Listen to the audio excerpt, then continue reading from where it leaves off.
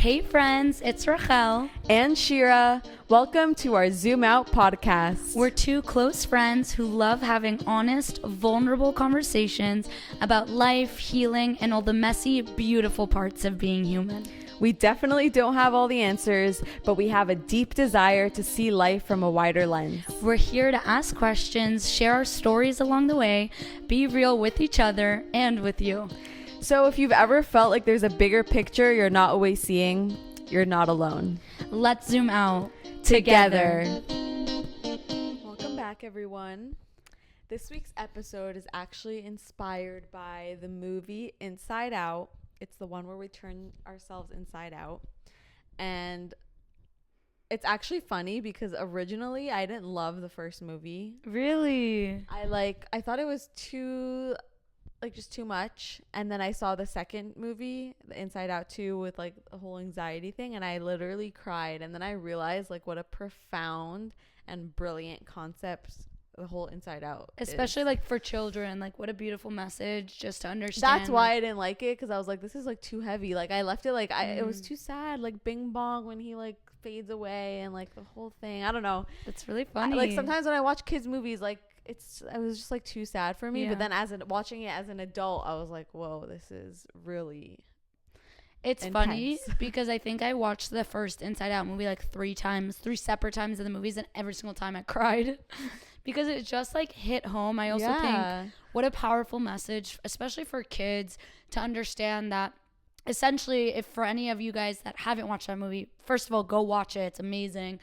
Especially and the second, my favorite. The second as well. Like, just, you know how they usually say like the original is always the best. I actually think this was one of those movies that the second one was like better. Yeah. Because also watching it as adults, like that hits home, you know. I think it hits harder as an adult for sure, because we understand things, you know, that kids like it. A lot of things like went over their heads, but essentially, if you didn't watch the movie, the whole idea is it's really cool, but it basically shows, it's all cartoon.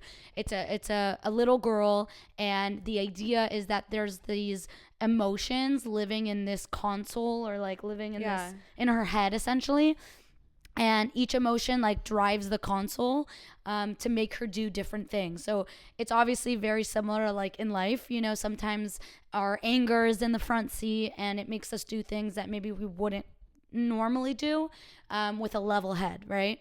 So I think the idea and the reason why we want to just talk about it and just so inspired by that movie is just that idea of like emotion. Every single emotion is important and vital for our survival, and no emotion is bad. Yes. There's no wrong emotion. There's no bad emotion. It maybe doesn't feel good to feel sad. Maybe it's like it's painful and it's uncomfortable. But sadness is such an important part of healing, such an important part of understanding ourselves. I think every emotion gives an insight into like what we're really feeling. I know for myself that when I, you know, look at what someone has and I get a little jealous, and maybe it's something I didn't, it's a subconscious thing. Like, you know, I'm not consciously aware that I wanted that thing until I see someone else have it and I get a little jealous and I ask myself, wait, whoa, like, why am I jealous? And I realized, I never realized that I wanted that thing. I didn't realize that was important to me. Right. You know, or like when I'm sad, first of all, I've had a lot of conversations. I'm kind of shocked, in no judgment ever, but I'm definitely shocked when I talk to people and they tell me like they haven't cried in years. I think that's wild. Yeah. I think I cry once a month, if anything. Once a month? I feel like more. I don't know. Probably more. No, I actually haven't cried in a long time now that I think about it. Really? But I don't know. I feel like crying is such an integral part of the healing But I like journey. to cry. Sometimes I'm like, whoa, I haven't cried in so long. I think it's about time. Yeah. I also think like from a biological level, like our bodies, it literally helps our bodies regulate. Like it is known that crying helps with regulation. So the whole thing in the movie is that she starts off with like the basic emotions: sadness, anger, joy, I think like disgust, and fear. As you do when you're a kid, you're very like your emotions are more simple. And then at the end of the movie, Joy is the one that like runs the console the whole time, and she keeps trying to push sadness away. And at the end, there's like this awakening that like, wait, she needs sadness in order to like fully experience human life. And yeah, it's like part of joy also. Like you need all of your emotions. And then in the second movie, they have like a new visitor on the console because she's older and it's anxiety. And I love that movie. I literally cried, and the way they like portrayed there's like the scene, sorry, I'm like talking so much about the movie, but it's a great movie. Scene where she's like having a panic attack, and like she can't breathe, and like the anxiety is like twisting around in a circle. And when I watched it, like I literally like felt it, like the way they did it, it was like, and it like resonated so much with me at like with anxiety and everything. But yeah, like what you're saying, the whole idea is that we need all of our emotions to function. And I guess what we're trying to bring with this episode is, how do we not let our emotions like take control, and how do we sort of, there should never be, I mean, sometimes there needs to be someone, an emotion running the console, I guess, but there should never be like an overtaking. But you know, it's funny because there's also this idea, I read this book that I absolutely love, it's called The Untethered Soul, and there's this idea of like, it talks about thoughts, and I think, you know, thoughts and emotions go hand in hand, because, you know, I think based on your train of thinking, like for anybody who's ever been in that like overthinking mode, and you kind of like get yourself into this like black rabbit hole of negative thoughts, there's this idea in the book called The Untethered Soul, understanding that like because you are witnessing your thoughts, you are not your thoughts. And I think that's something we're trying to share today, is like you are not your emotions, right, but your emotions are all tools. They are tools in your toolbox. So like I saw something on Instagram that was explaining, it was really perfect for this, and it was talking about like every emotion gives you insight. So like anger tells you that there was a boundary that was crossed that maybe you didn't even realize you had that boundary. Or, you know, what was the other one? I can't remember what it said about sadness, but I think like, or jealousy, right? So the idea of like it shows you want something that you didn't even realize you want, right? So like essentially your emotions are helping you to understand yourself in a deeper way. And I think we're trying to understand how can we use those tools in order to live life in a more balanced, like regulated way. So a friend of mine gave a very interesting exercise. I never thought about it like that. I thought it was so profound and so deep and so powerful. And she said that when she was going through something and she was like feeling a lot of emotions at once, something that she would do, like a visual exercise, is she would imagine every emotion as a person. So she would personalize them or whatever. Essentially like the movie, right? So or personify them. She would personify her emotions, and so she would visualize a round table, and every single emotion would sit at that table. And as she was going through a hard time, she would talk from that perspective of every single emotion. So like if she was trying to understand, you know, she was going through a hard time and she was you know, trying to just regulate herself, like she would give a monologue from each of those emotions. Does that make sense? Yeah, I think that's why we brought up this movie also, because that's such a cool concept to sort of have this conversation within yourself coming from the different emotions. And I like the word that you use, regulate yourself. I think that's also what we're trying to get to here. Like, how can we regulate our emotions to be level-headed and balanced? Obviously, there's times where that's not going to be, but we want to be in a state of clear-headedness and balance. And I think also just truly understanding that any emotion we feel is helping us, not hurting us. Right. And I think the cool thing is like we are in control at the end of the day, right? Like we create our reality, the emotions, we get to decide how big or small they'll feel. So I'll give a personal example. Like when I was growing up, I got into like very drastic mood swings. Like I would just all of a sudden get hurt. And I think I just didn't know how to deal with that. I didn't know how to express my sadness or when I was hurt, whether it was from a friend or my brother or a parent. Like when I would have a fight with someone, I would just shut down completely. And I remember like running to my room, being sad, crying it out, and then coming back as if nothing happened. Right. And obviously that's not the healthiest of, coping mechanisms. As I got older, I started dating someone, and I remember he said I would have that same, because you bring what you did in childhood, you bring into your adulthood, and it's in adulthood where we recognize it and try to change it, right? Try to like work with it better. But I remember it was only until I started dating him that he would tell me, when you get hurt, you're this completely different person. You shut down, which it's true. I'm a very loud, fun, friendly person. And then when I get hurt, I'm like completely silent. So you can imagine the drasticness of that, or if that's a word. And I remember him saying, it's hard for me to try to help you when you're sad, because it almost feels like there's just this like thick wall that comes up, and I'm trying to like knock on the other side of that wall, to bring it down. And it's just like I feel so shut out. And I just remember never realizing how my emotions would affect him or other people or the other person in that fight or in that other person in that room. And obviously we're talking about this from the perspective of like yourself, and like it is, at the end of the day, we can only control ourselves, and it's about regulating ourselves. But how do we do that, and what does that look like? And I also remember like Esty would always remind me, because again, I would really get stuck in my emotions. I would get like stuck in the mud, and I wouldn't know how to get out of it. And I remember Esty was telling me like her mom would always tell her like emotions, part of that word is motion. It needs to flow. Like the purpose of it, it's not to suppress it. It's not to pretend it's not there, but it's to let it come up. It's to feel it and then let it go and let it flow. I love that, because I think one of the things I feel like for me, I've really worked on myself and regulating my emotions. And I mean, I'm sure like my family could say the same, that they've seen that change, but for me, I've seen that change within myself.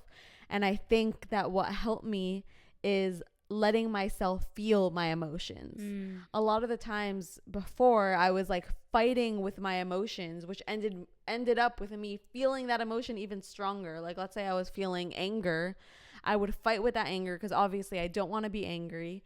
And then it would end up just me being angry at myself for being angry for being, like, it became like a whole cycle. So like sort of letting myself feel, identifying why I'm feeling that way, and then being able to like let it pass. And another thing, like with anxiety, like sometimes I'll feel like really anxious, feel like there's something heavy on my chest, and then I'll sit and think to myself, like, wait, where is this coming from? And then I'll remember, like, okay, I was thinking about this, or I know that I have to do this and it's stressing me out.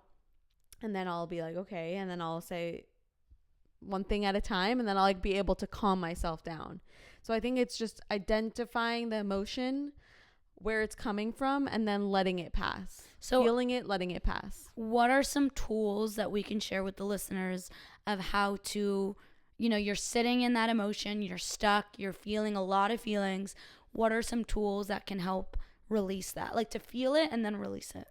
I think just to separate everything, because a lot of times we lump everything together, and it's like the anger at the thing itself, the anger for being angry, the guilt, maybe the guilt for feeling this way, and then like, how is this going to affect everyone? How is this affecting me? Just to separate everything and not to lump it all in one thing. And that helps like sort of release the intense feeling of that emotion. I love that. I think for me, something I try to do is I either write it down, because I do think journaling is like a great expression. It really allows to let it go. A lot of times for me, I'll also talk to someone about my emotions, usually Esty. Yeah. Just like sharing everything, how I'm feeling. Because I think the biggest thing is, I think naturally a lot of us go to suppression when we're really trying to go to expression. And I think there's, love that, a huge difference between that, obviously. But there's nothing wrong or shameful about our emotions.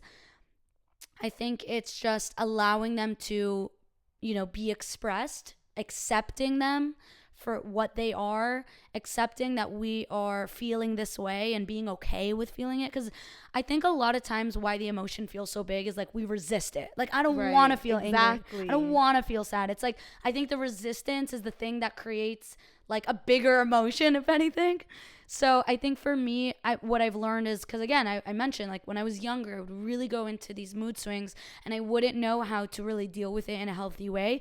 Either I'd like run away, like run to my room by myself, deal with it, and then come out and not talk about it. So I never really fully expressed it. So I always sat there and tried to suppress it. And I think so it's like, for me, it's talking to a friend or journaling it. And just like having this moment where I'm sitting there, a lot of times like putting my hand on my heart. Yeah. Because I think emotions really come through our heart. Or like deep breathing. Breathing definitely, especially when I'm sad or I'm angry or panic attack. Honestly, like a panic attack, I know it's probably the hardest thing, and like it's so simple, but it's like the hardest thing to remember in that moment is like the breathing. Yeah. How much breathing really allows us to. My friends always make fun of me because I sigh so much, but I actually looked it up, and then I told them, like, it's actually scientifically proven that like sighing and breathing throughout the day helps you regulate yourself. So true. You tell them. Let's breathe together. Yeah, so it's all about regulation, compartmentalizing everything, because I think what your tools are really good tools. Writing down, talking to people, essentially what that does is helps you like compartmentalize everything and like make it clearer, and not just like one big thing that's like controlling you. I also would recommend that tool that my friend suggested of like, if you are really feeling a lot and you have no idea what to do, like literally picture every single emotion sitting at a table and talk from that perspective of that emotion. So if you are you are anger, be angry, share all your angry thoughts, say it out loud, let it out, because I think the worst thing we can do, and sometimes I think we subconsciously or consciously learn this as kids, depending on our parents and circumstances, is like we don't think that our feelings are welcomed. Sometimes like, shh, be quiet, stop having a tantrum, stop having things. Obviously everybody grew up in a different household, but I think a lot of people can relate to that, where like their emotions were shut down and it wasn't necessarily a space to be let out. And I think that's just the biggest thing, is like we need to give ourselves the space to allow those emotions to flow and to allow those emotions to be expressed. And I think you recognize, at least for myself, that as soon as I express all my emotions, I immediately feel better about it. Yes. And I think also it's important to think like, yes, we need to give ourselves the space to express, and that's so that also when we express it to other people, it's expressed in the right way. Right. Rather than a reactive. Because you're saying like sometimes like our parents would be like, no, like don't, like stop crying, stop this, stop that. And that does give us like that feeling of needing to suppress our emotions, but also we learn we learn how to express our emotions in a healthy way. Yeah. And I think so that's exactly like what we're trying to say, is how can we, in the best, most healthy coping mechanism way, deal with our emotions and just be able to truly, at the end of the day, understand that no emotion is bad and every emotion is just a flashlight into helping us see what is going on in our internal system. Boom. So beautiful. The quote is going to sum up everything that we just spoke about. Very simple, by Susan David. The quote goes as follows: emotions are data, not directives. I'm going to say that again. Emotions are data, not directives. Just the understanding that our emotions are insights, but they're not the things that should run the car. We are the ones that drive the car. Mm-hmm. What have your the question for reflection. What have your emotions been telling you about yourself recently? So it's very simple, but that simple question will then help you identify, and then you can work on it. And use any of the tools we share to let them go. Thank you guys so much for listening. See you next time. Thank you so much for hanging out with us today. We hope this conversation helped you feel a little bit more seen, a little less alone, and reminded you to take a step back and zoom out. We're grateful to have you all along with us on this journey together. Stay tuned for our next episode. Bye, friends.